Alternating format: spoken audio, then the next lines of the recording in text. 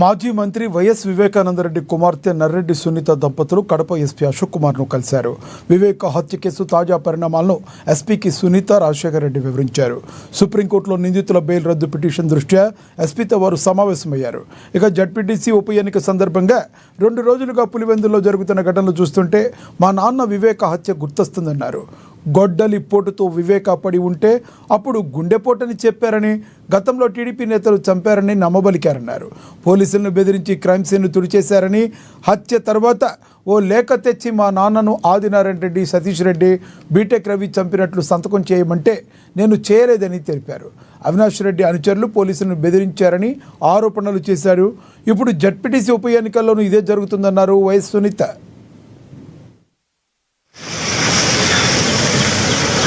గత 2 రోజులుగా పులివెందుల్లో జరిగే విషయాలు చూస్తుంటే 6 సంవత్సరాల క్రితం నాన్నగారు వైఎస్ వివేకానంద రెడ్డి గారిని హత్య చేసినప్పుడు జరిగిన సన్నివేశాలు మళ్ళీ నా ముందుకి కనిపిస్తున్నాయి.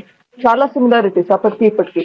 ఆ రోజు మార్చి 15, 2019 ఆ రోజు హత్య జరిగిన ప్రదేశంలో అక్కడ గొడ్డలి పోటుతో నరకబడి అక్కడ బాడీ పడి ఉంటే అది ఫస్ట్ హార్ట్ అటాక్ అని చెప్పారు. అక్కడ ఉన్న పోలీస్ అధికారిని బెదిరించి, 3-4 ఉండొచ్చు అనుకుంటా, పోలీస్ అధికారులు మొత్తం వాళ్ళని బెదిరించి వాళ్ళ ముందరే మొత్తం అక్కడ క్రైమ్ సీన్ అంతా క్లీన్ చేసి పడేశారు. అక్కడ క్లూస్ ఉన్నాయా లేదా ఏమీ లేకుండా అక్కడ ఫుట్ ప్రింట్స్, హ్యాండ్ ప్రింట్స్ అన్ని క్లీన్ చేసి పడేశారు.